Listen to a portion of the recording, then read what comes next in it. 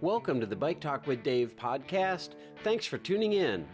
I'm Dave Mabel, your host, and today we are talking with a Turkish cyclist who went on a big old bikepacking trip through North and Central America, Serkan Yildiz.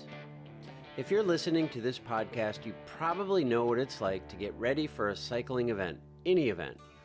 Like Dee and I are heading to Southeast Iowa this weekend to ride our tandem at a new gravel event, Outland. It's 100K of gravel and forest roads, and we need to prepare for it. We need to make sure our bike is working well. We need to get what food we need ready. We need to get our clothing and all of our other gear ready. It's just a day, but it is a full day, and we need to be ready. And longer events take more prep. We just got back from Ragbri, the week-long bike ride across Iowa. That one takes a lot of prep, not just the equipment, but we have to schedule our work lives around missing a week of work, figure out the logistics of a start and a finish that are 500 miles apart in different places. We need to make sure our house is in good order while we're gone. All kinds of stuff. I'm sure you can picture what I'm talking about here. So now take all that prep and turn the dial up to 10. Imagine not taking a week off your professional high-paying job, but quitting it. And not just making sure your lawn is getting mowed, but selling your house and everything in it.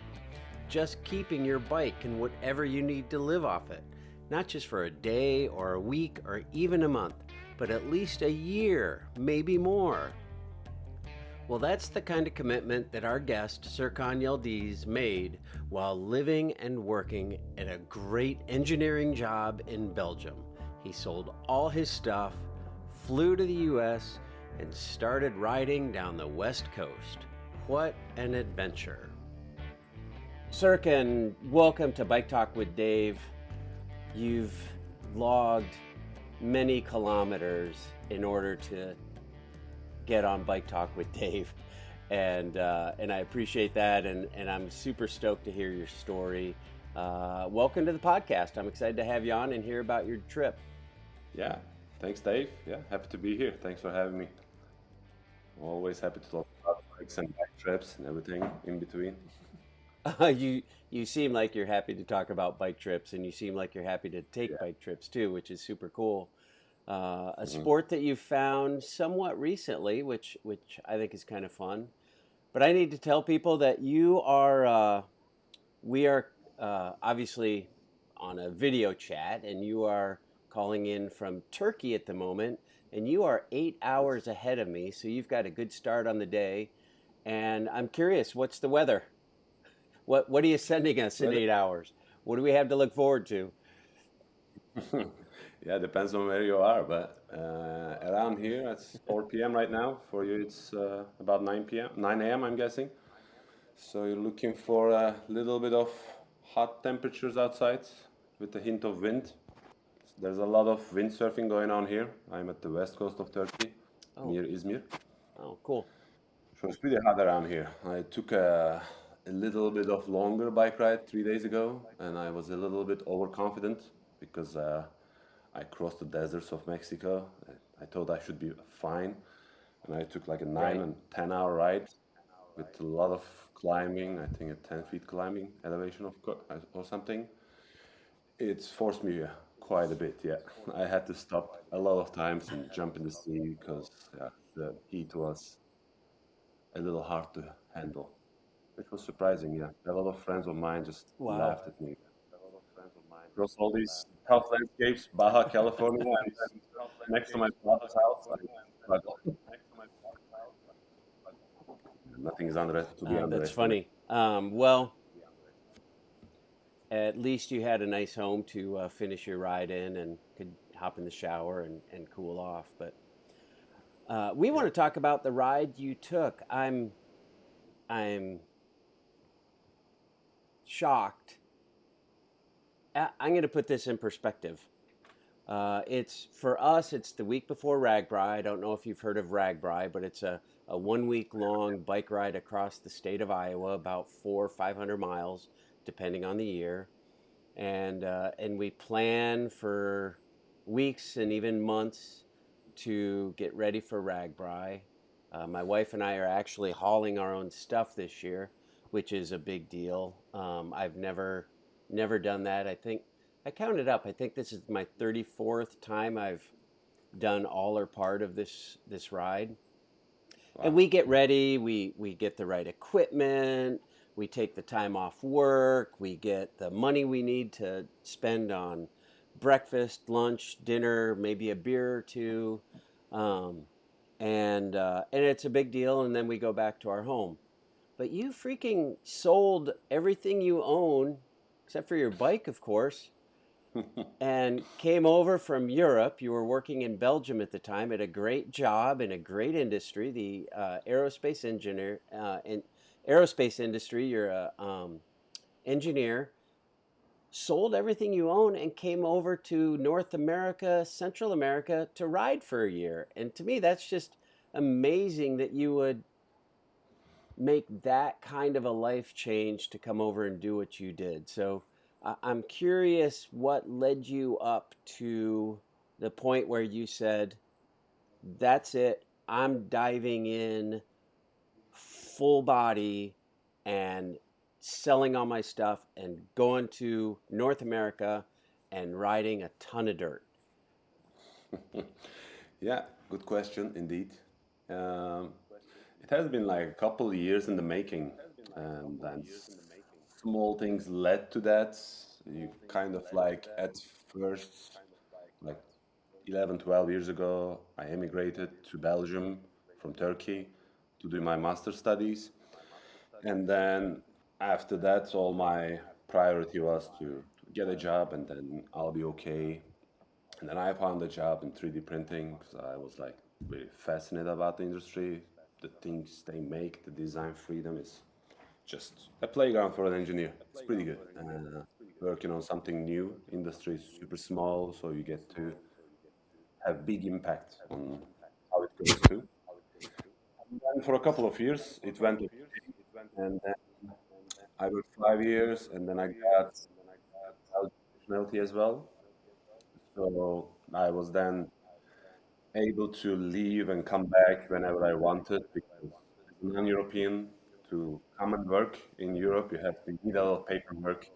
You need the residence permit, you need the work permit. Like coming to America as well, like a company needs to vouch for you, and then residence permit is renewed every year. So it's kind of like a cumbersome process. So I would never leave if I didn't have that European nationality.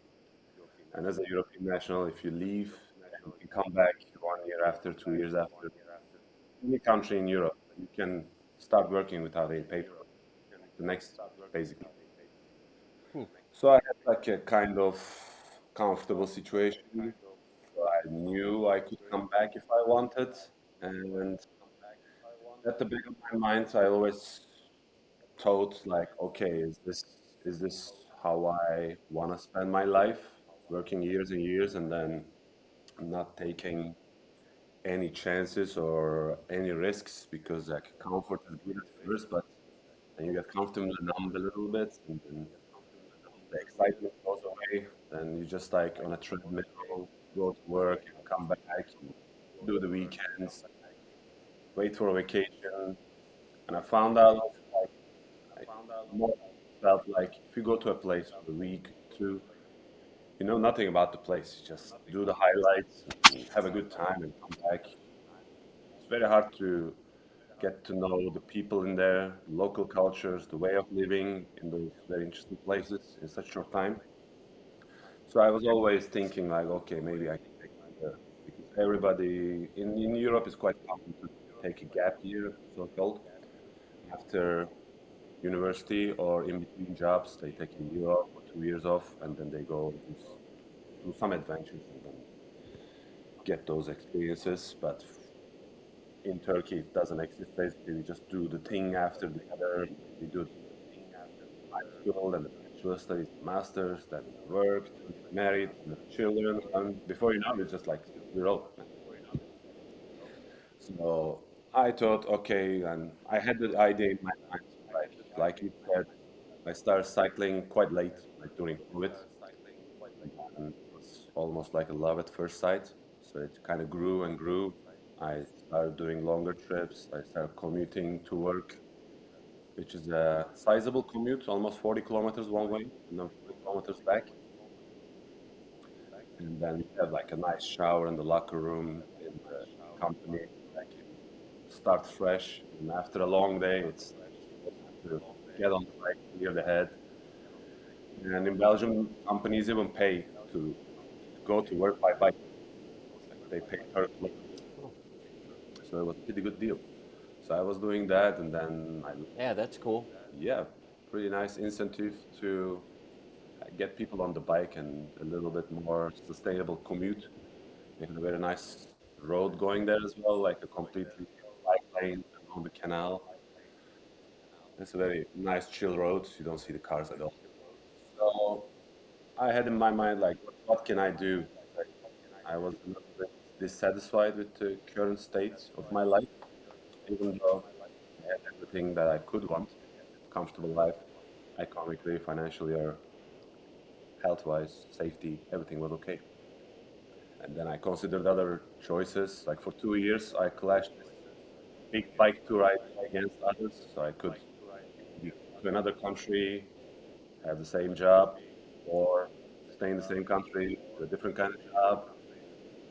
Then the more think about it, the more that I thought about these choices, I felt like maybe it will be exciting for like a month or two, but 5 months, 6 months, or a year after, I would find myself in a very similar situation, going from 9 to 5 work and then waiting for these vacations to do interesting stuff. And I thought, okay, let's do this thing and see what happens. And also, like, the part of the purpose was to just stop everything and think about what I want to do next. Because with the tempo of life, with the social life, work, and everything, you don't have time to think about those things. Maybe some people do a better job at that, but my job was a little bit like mentally like demanding. So I had to think a lot and take a lot of initiatives. So I needed some time for myself and spent prolonged times in these awesome places. Never been to North America properly. Went only once for a conference in Orlando for a week. I just see it. That was next to Disneyland, so it wasn't that interesting. So it kind of led to that. Then I made. I didn't really make a big route. I made it up as I went. I picked some big routes, Hmm. known routes like Baja de Ride or the White Rim Trail, Utah, some dirt routes in Oregon. But I was always like picking it up, and then I get the bike, and then we could talk about those later. And then I just wanted to go for it and give it a try and see what happens after that. Like, and I never had this kind of uncertainty in my life. I wanted to welcome it and be okay with it for once, not knowing what's gonna happen next. Did you have a schedule in mind? Did you know it was going to be a year, or did you just literally see what's going to happen? Kind of like I had this approximate idea. The initial idea was to take 2 years and go all the way to Santiago de Chile or Patagonia or something. I want to ride the Andes as Yeah. well. But I kind of my mom kind of talked me into it that maybe it's better to come back after a year, see the family and friends, and then decide if I wanna continue and continue on with the Andes or not. And then I decided in a year, but I didn't have a return flight where I didn't know where I was gonna end it. I thought Panama first. I knew I was gonna spend 3 months in the US. because that's the time I'm allowed to stay without a visa with the ESTA, and Hmm. then see what happens in Mexico. I wanted to do some volunteer experiences, volunteer works, different kind of things to do on the side, which I did. I spent like 2 months volunteering at a surf shack slash cultural space slash hostel in Baja California in the East Cape. 2 months was amazing. I picked up surf there as well, and then it changed the whole plan. Was gonna do the Trans Mexico, but then I was bitten by the bug of surf. And I changed the whole route and I continued along the Pacific coast, basically until Costa Rica. Hmm. So I wanted to finish in Panama, but there are some WhatsApp groups, like big WhatsApp groups, riding the Americas, like 1,000 people in it. They're discussing, they're sharing experiences. People ask questions. Okay, how about this area? What do you do with this? About everything, basically, which is pretty nice, very helpful. In that on that WhatsApp chat, I saw that in Panama there is not a lot of options besides the Pan American Highway, and riding 1,000 kilometers on the highway didn't seem too interesting. So I decided, even though there's no direct flight to Costa Rica, I will just, yeah, let's be in Costa Rica now, and then next step maybe some other time. But it was 1 year like I wanted to do. Where'd you start? And tell me about the route in North America. Did you go into Canada at all, or was it just the U.S.? It was just the US. I thought of starting maybe in Calgary and take some of the Rockies too, but it was in the end it's just a choice. Like people ask me like, why did you choose America and not Africa? It's like, yeah, you can go to Africa, you can go to America as well, but you can do one at a time basically. And I just wanted to Right. see the American West for now, like get lost in the forests of Washington and Oregon, and Utah was number one in my list. Like for years, more than a decade, Hmm. I wanted to go to Utah, see the big canyons, absorb these huge views. And funnily enough, I have a friend in Seattle as well. She told me if I want to start in Portland, just randomly chosen. And she told me if I come to Seattle, she will host me for a couple of days. I was like, yeah, okay, let's start from Seattle. And the flight from Brussels to Seattle had a layover in Iceland. Iceland Air was the Ah. best flight price-wise. And I compared the prices of the connecting flight versus two separate flights. There wasn't much of a difference, so I took a 1 month in Iceland as well. I just did the south coast, Oh, cool. went to the glaciers, and came back and rode through the highlands, which is amazing place. Very wild, so many rivers and moon-like landscape. It was amazing. So after 1 month in Iceland, I flew to Seattle, and I was followed inland, Washington, Oregon, and then hit the Oregon coast. I rode the coast for a while, and then in Sacramento, I took the train, Lake City. It's a pretty nice train. I love the ride, and it's very easy to bike on the train. Just like 20 bucks extra, you can put on, and 15 hours of train going through very different landscapes. Starts from the Sierras, pine forests, and mountains, and then deserts of Nevada, and then canyons of Utah appears, and then yeah, it's like from the comfort of your and seat on the train, you can see many different landscapes. I love the American train rides too. And Hmm. after that, it was basically like just randomly making every week. I changed the plan like 5 times probably, and I spent 1 month in Utah, which is pretty good. It was really nice. I couldn't do the White Hmm. Rim Trail because, yeah, sadly you have to book the camp spots weeks in advance on given dates Oh, wow. only, and people book it weeks ahead, and then they don't even show up. So I was at the National Park Service Visitor Center in Canyonlands, and they didn't let me do the White Rim Trail. It was a pity. Hmm. I get to see it a little bit. Then I did some connecting routes where I was in Moab. Normally, I was gonna follow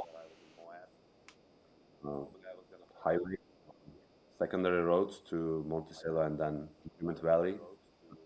I spent 5 months, 5 days in Moab. I did like so with GPS layers, some like nice dirt roads through Lockhart Basin and Bears Ears following, and all the way to Flagstaff, Arizona, Mm-hmm. basically. Then I made that route and asked local route, mountain bike tour guides if the route is okay and what they take because I didn't want to just jump into it because it's super remote and if something happens, help is not very close by. I asked some park rangers too, and then yeah, that turned out to be a very interesting route. And then after Flagstaff, I took another train. I didn't want to cycle through Nevada, and also I was running out of time, so I took the train to LA. And my bike needed some attention too. I changed replaced the whole drivetrain after 5,000 kilometers in LA, and then after LA, went to San Diego, and then Baja California, continued on Baja Divide. Tell me about the tempo of your trip. Like how how much were you riding per day and per week? Did you ride every single day? Were you camping? Were you hoteling? Tell me about the tempo of your riding when you were riding. Yeah, sure. I'm a big proponent of taking regular breaks. So I like to take 1 day a week, maybe rest day to keep it fresh. It really depends Mm-hmm. on if it's tarmac, if it's heavy winds, how much shelter is there, how much resupply is there.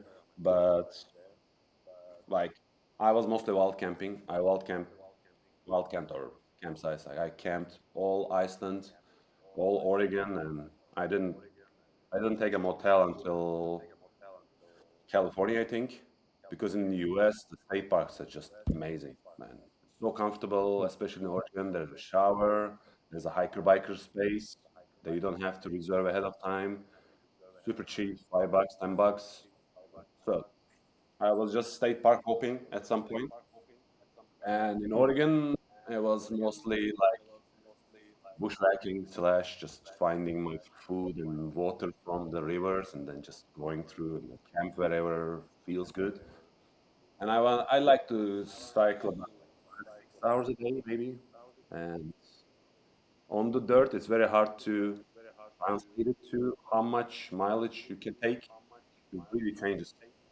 Sometimes it's super rough. Sometimes there's a lot of climbs, and sometimes elevation gain dictated when I would stop.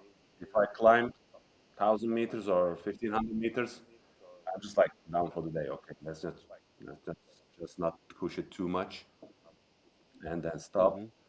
But on average, I found for me between 40 to 80 kilometers a day is a sweet spot. So I can arrive at camp on a reasonable time early in the afternoon. I can open my chair, make some coffee, and then chill and just relax.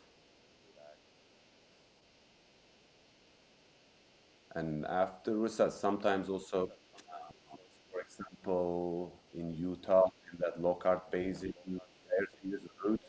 I basically didn't have resupply for 3 days. So I needed to make some progress. If I took longer, that means I would consume more water. So I was a little bit more racing against time. So I did a little bit more mileage and Baja Divide.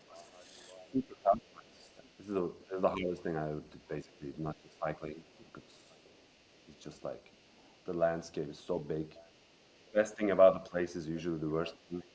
It is so remote, so nice. Like you feel like you're the only person in the world. Like all these mountains, like the full horizon. I didn't see any humans, which is great. But at the same time, if you don't have anyone to help you out, if something goes wrong, and there's no water for days, so you have to think about that all the time. I was taking a sip of water maybe every half an hour, while I felt like I could drink all my water supply in one sip. I had to like restrain myself. Hmm. Okay, like might run out of water and just take a little bit sip. Sometimes recycle your own bodily fluids and make your own water in your mouth and then just drink it after. So landscape dictates a lot, like how much progress you can do a day, how much hike a bike is involved. Like in Baja, one day we did 10, 12 hours of riding and we could only cover 30 kilometers. That was a crazy day. Oh, So it crushed us because so many climbs, such a soft surface, you couldn't ride it basically. I was just we walked the half the time. We hiked the bike for like 6, 7 hours maybe. wow. That's a long day. How I want to talk about your bike a bit. The way I found you was an article about your rig in at bikepacking.com, and I want to get into that. But I'm curious, what's the thing weigh? Like, how much were you pushing through the sand? Good question. It was not that great. I I bet. did like packed and repacked, left like 10 times. And with the food and water, it's slightly over 50 kilos. And yeah, Oh I wow. tried to reduce the weight many times. I just couldn't reduce my items any longer. And because like you have to carry also like all this camera gear, the drone, it's a 360, the laptop to edit all these contents, and then the tripod.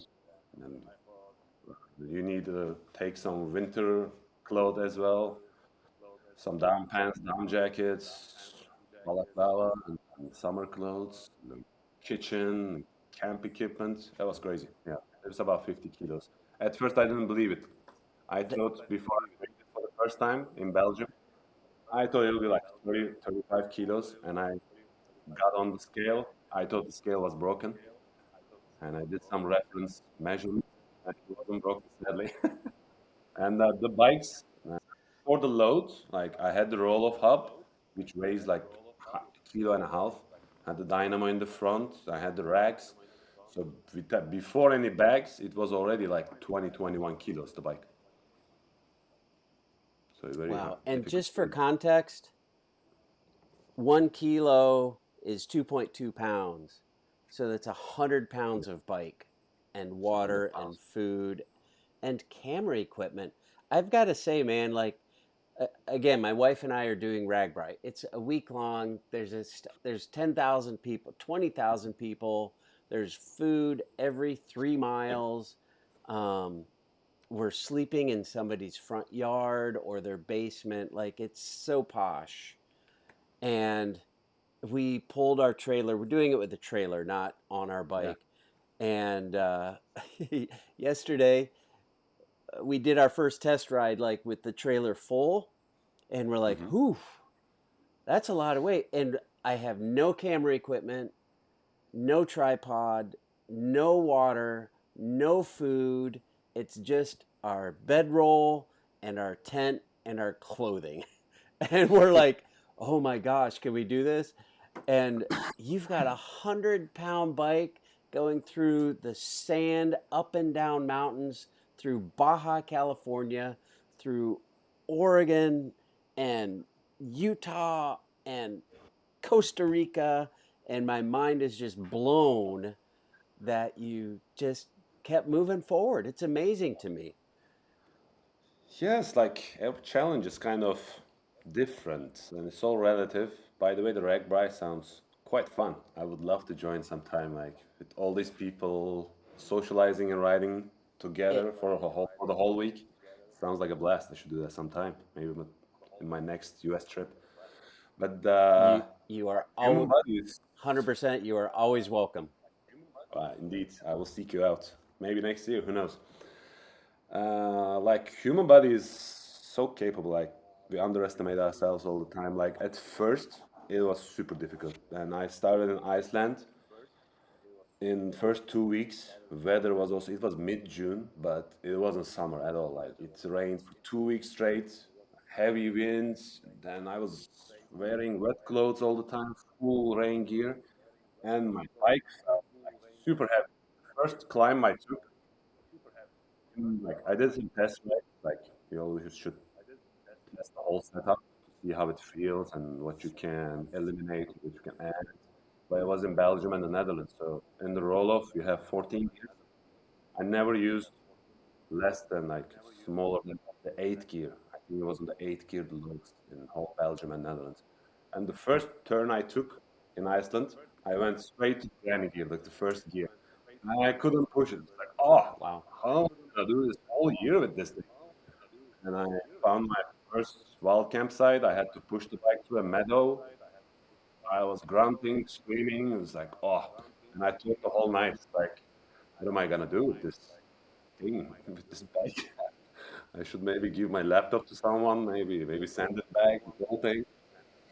But it gets better, and you kind of forget. It feels like not the bike is heavy, but the climb is more difficult.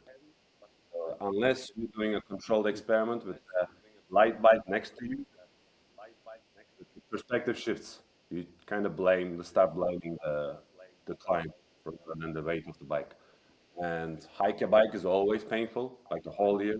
Hike a bike is always difficult, but whilst you on the bike, especially midway through Oregon, I went into like I got used to it, and then the climbs were less painful. I could get on my bike, get off the bike easy, and then it is surprisingly capable. The bike is pretty good. I busted my dynamo, like I mentioned in the article, like pretty early on because Hmm. I think those trails I took in Utah and Oregon and Baja Divide, it's not meant for a 100-pound bike. I was telling myself the whole time, like very heavy descents, rough terrain, sand, big rocks. I was just jumping on it, bom, bom, bom, bom, like screaming. It was so much fun, but I was freaking out as well. Kept telling myself, like, this is not a place for a 50-kilo bike. No, it's like lightly loaded, maybe like a week long, month long trip. It's great, but I was in it, so why not do it? Luckily, I didn't take a fall or anything because the bike is not as agile anymore when it's heavily loaded. It's more like a boat. Like when you Right. turn it, you can do twists and sharp turns, and the bike will lose control for sure. Especially in the loose terrain, there's a risk, so you have to think about it. But you get used to it. Now, like every once in a while, when I stay in a town for a couple of days, I take all the weight out and then just ride the bike without any load, and then I freak out. I would freak out. Oh man, I can't handle this bike. It's so fast. It's too agile now. It's like you get used It's to it like a very quick. totally different machine. Yeah, definitely. Different bike altogether. Did you ever just like lay your head on your handlebars and cry? Didn't cry necessarily, but I cursed a lot, for sure. Those type 2 fun. Fair enough. Baja, I did a lot. In Highlands and Iceland, I did a few times. But no, not as much as I had hoped. Maybe I would help. It would help. Who knows? But this type 2 fun is always like, at the time, you may not be happy all the time. It's always ups and downs. Like one moment you feel over the moon, shooting to the stars, and the other, 1 hour later, down on the ground, you're just like on your knees begging to get out of the place. But I think you kind of like learn to handle both the same way, highs and lows. Like you stop chasing, then it gets easy. You just keep chasing the highs, and then you're gonna be really frustrated when the lows hit. They're gonna hit for sure all the time. And when you're in it, out in the middle of nowhere, there's no getting out. You have to make it out somehow, and you're gonna have a much better time if you just let the low moments pass as well. The same way the highs come. Okay, yeah, this is whatever I'm going through, whatever I'm experiencing is normal. Let's just go through it. And then different coping mechanisms. Sometimes podcasts help in the climbs to just take your mind off. Music, sometimes different kind of music, get you in the mood or out of mood, or just cursing it out. Right, right. You know, it's interesting. I did a film on the Iditarod.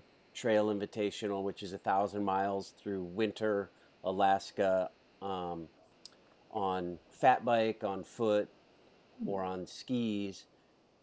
And so I got to know a lot of the people in the like ultra endurance world, and have had them on, like Leah Gruen and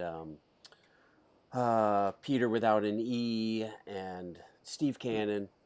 And one of the things that I have learned from talking to all of them is acceptance.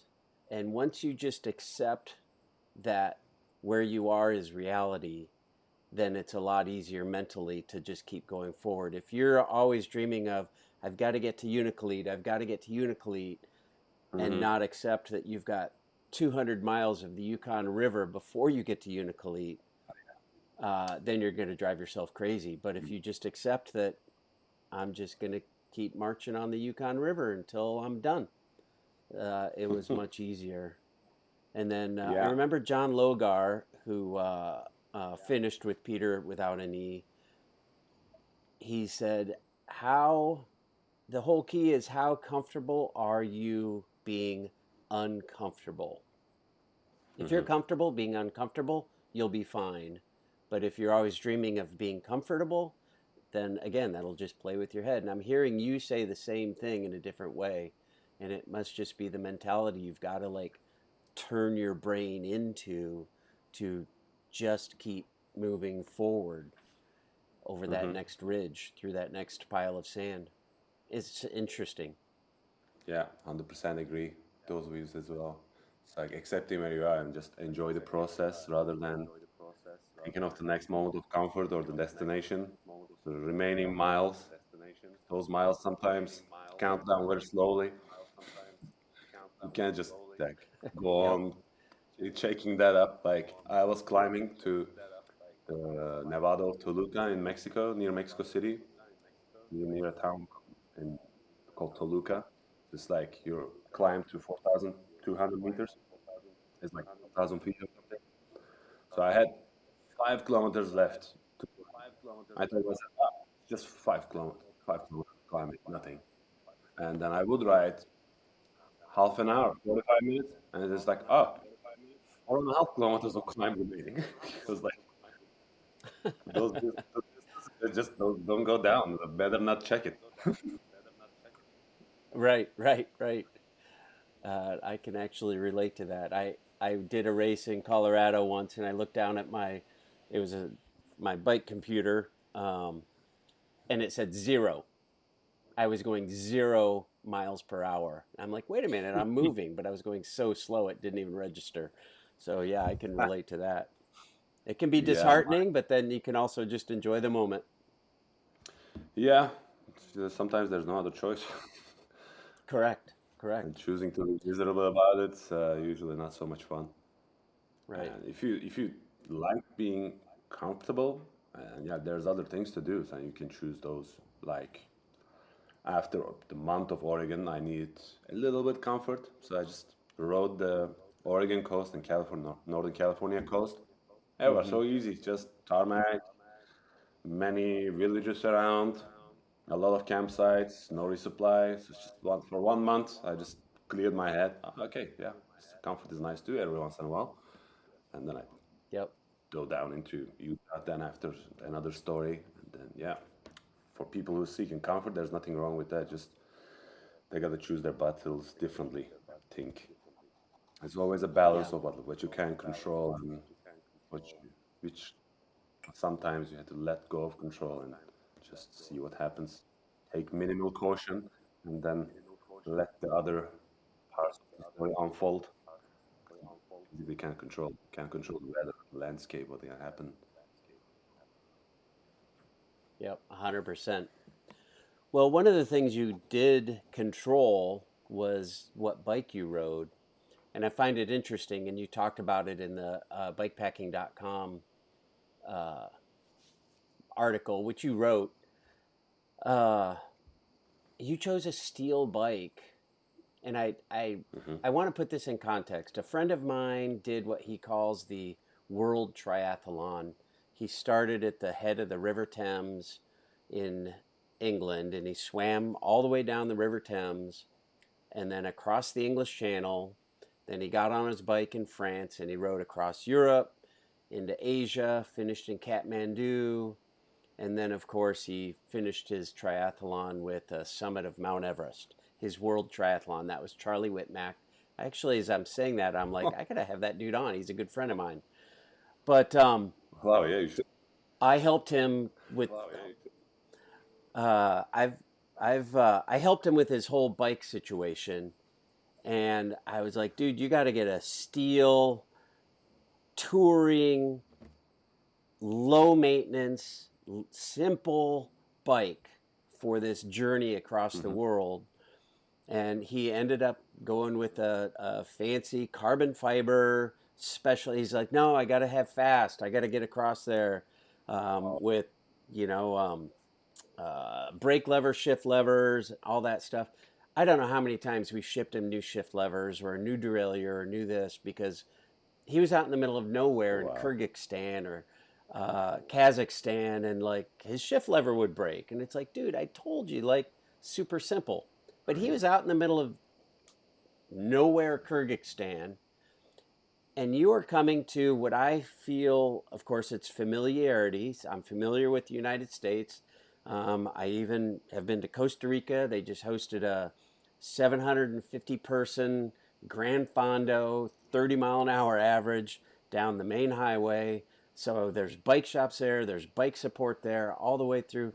And I'm like, this dude was preparing for a trip around the world and he's coming to the US. And I find that interesting because anywhere you are in the US, you could have whatever part you need Amazon shipped overnight to whatever post office you're at.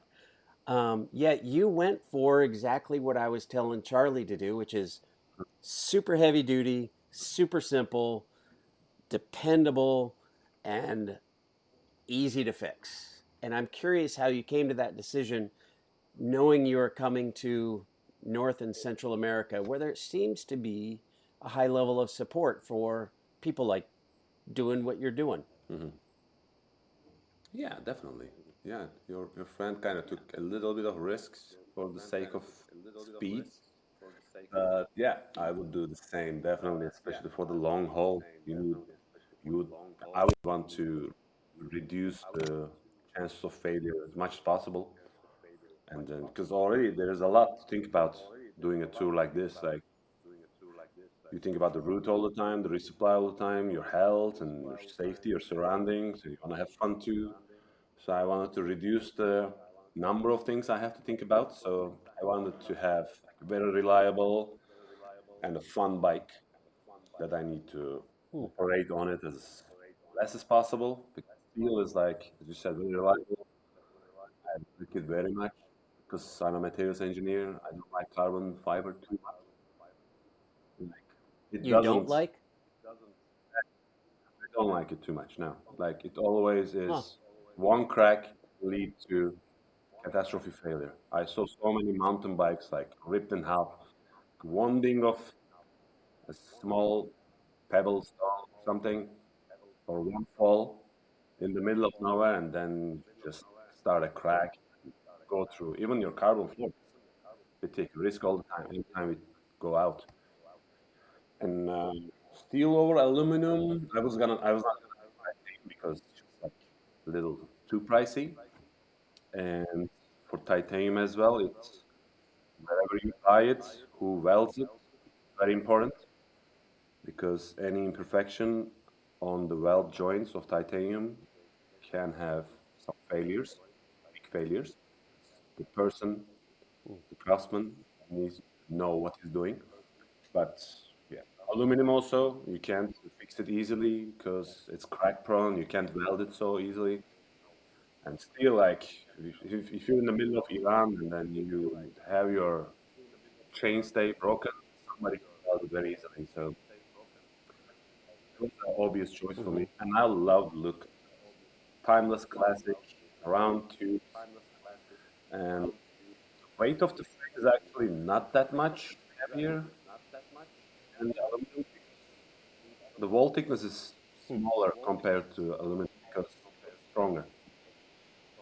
and there's not a lot of sacrifices to be made in that sense. And,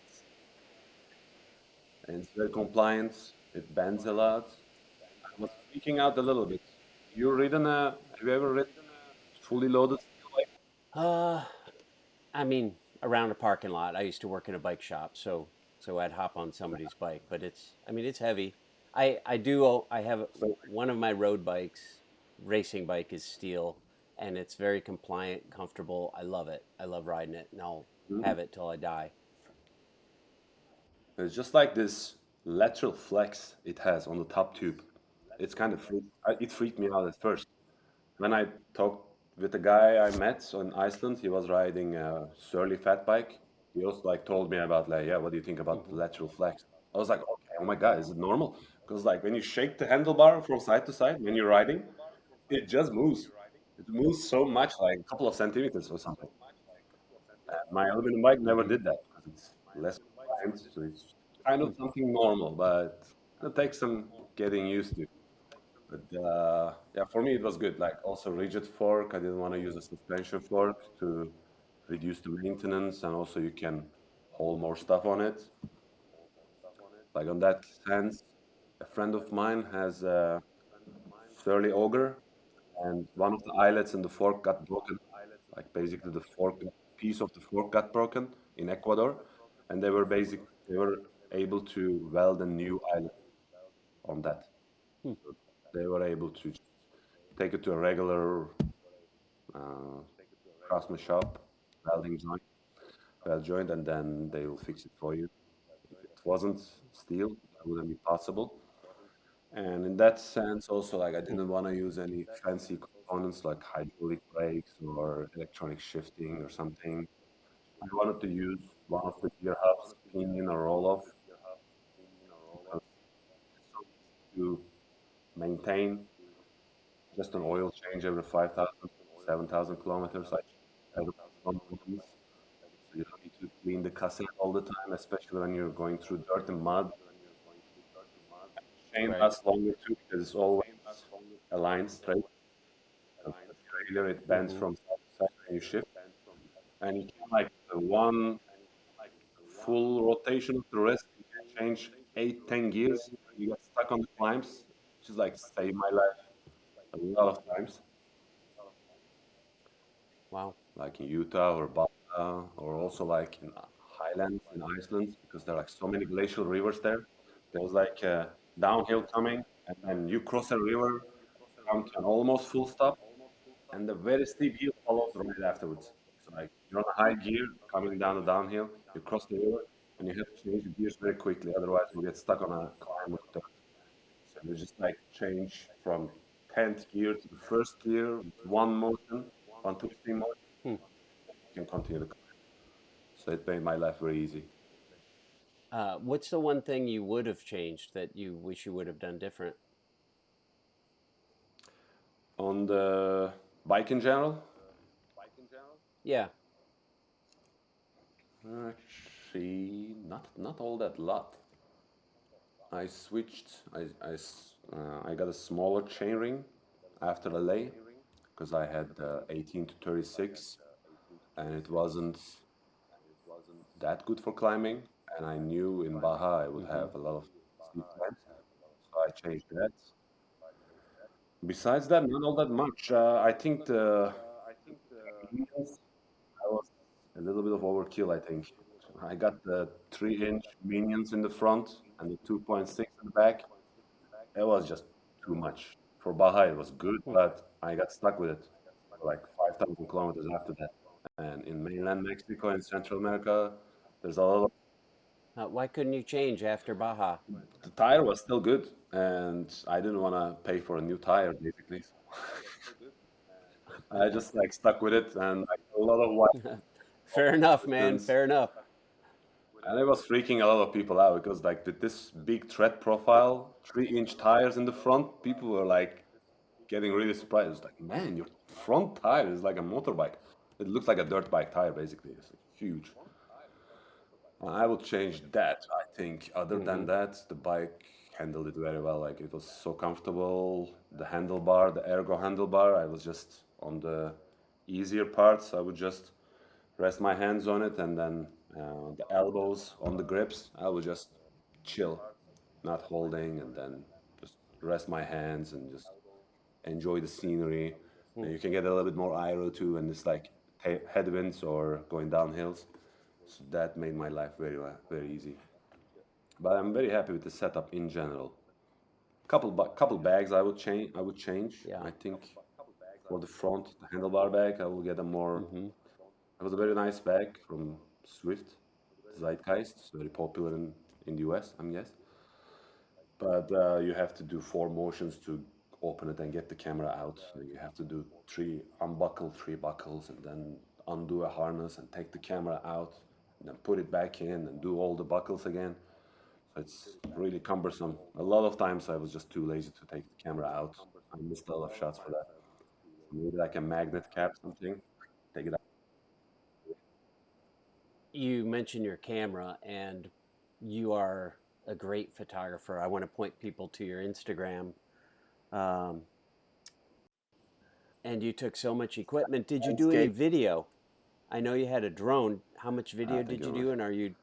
And do you have a YouTube channel where you kind of document your trip? Not as much, not as much. It's a lot more effort, but I could make like some more shorts, like simple videos, and send them out. Hmm. I shot a lot of videos with the drone and the Insta360, and sometimes with the main camera itself too. But just have a huge archive now. I have to go through and make some short and long form videos. I uploaded some on the YouTube channel. It's with the same name, Serkan. The videos are on Instagram as well. So there's no long form videos yet, but we had some nice plans about that. But this bike trip is a little bit more demanding than I thought.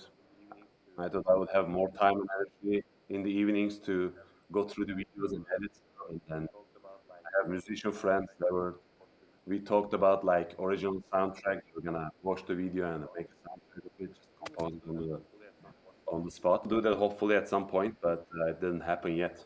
But we'll look forward to whatever you do pop out there and visualize your trip. But Yeah. again, your photography is beautiful. The landscapes are breathtaking, and I still am blown away that you just up and a great job, sell everything you own, get a bike, and obviously an engineer's mind who put a lot of thought into the bike uh, by the fact that you wouldn't make a lot of changes. So you sounds like you really did it well. So I loved hearing about your trip. What's up next for you? Yeah, thank you very much for the nice words. And for the bike, yeah, I should give credit to the steer shop in Bruges in the West Flanders in Belgium. Like they helped me out a lot. They taught alongside me to what parts to take, what not to take, and so they really did a good job in getting the bike together and talk about components. Like we did a lot of brainstorming sessions together, and then they put the bike together. It was an amazing thing. So right now, yeah, I'm thinking about the next trip or next step. Either I would get a job or do another trip, or I want to ride a little bit in Turkey too. Like, it's my country, but Hmm. I've ridden it. So I brought my gravel bike here. So it's a little bit too hot right now. So Turkey is a little bit cooler, a little bit higher altitude. So hopefully I'll go there and maybe make some routes and Hmm. like one of the last dreams of mine is like to establish some routes in Turkey, document them well for local and other bike travelers to find them easily. Because Turkey is an amazing place to ride your bike in, but the information is all scattered around. And we can make a platform, upload some routes on bikepacking.com too for make it easy for people to arrange trips to Turkey to come there and enjoy the scenery because it's very diverse. People are really welcoming. Food is amazing times. But I will spend some time here riding bikes and then catching up with friends and family and think about the next step. I come and go with go back and forth between my decisions. Sometimes it's like, oh, that was the right thing to do, but almost always in the end, I'm happy that I went through it. It was like that year I spent on the bike was just incredible. It's very interesting. So many things happen. You just forget like half of it, and in the middle of the night, sometimes I came to mind just one specific moment. And it's like, oh yeah. Luckily, I had my journal and the photos to just like go back through and remember what happened here and there. I'm envisioning a book as Open up. you. Let's see what happens. Yeah, for sure. I'm envisioning a book, a photo book with your stories. I'd dive into that. Mm. Serkan, thanks for joining me. I loved hearing about your ride. I'm going to dive into um, look you up on YouTube and kind of follow along there. And no pressure, but I'll look forward to your book as well. Yeah, thanks for having me, David. It was great to meet you, and it was such a fun chat. Always happy to share experiences. I really appreciate Serkan joining me for this episode. What a great adventure, and I love that he was so willing to share about it. And thank you again for tuning in today. I hope you enjoyed this episode as much as I enjoyed bringing it to you. And if you did, be sure to subscribe so you don't miss a thing. Of course, I would love it if you would rate and review wherever you get your podcasts. And if you want to support this show financially, feel free to drop some coins in the cup at buymeacoffee.com. There's a link in the show notes. I really appreciate that kind of support. It really helps with the ongoing expenses that make it possible to record and host this show. And one more thing, be sure to give this show a follow on Instagram, Facebook, and YouTube. And you can find and stream every episode at biketalk.bike. Well, I hope you have a great week. Maybe you're getting ready for a grand cycling adventure, whether it's a day, a weekend, a week, month, year, whatever. Whatever it is, I hope you enjoy it. And remember that nothing compares with the simple pleasure of riding a bicycle.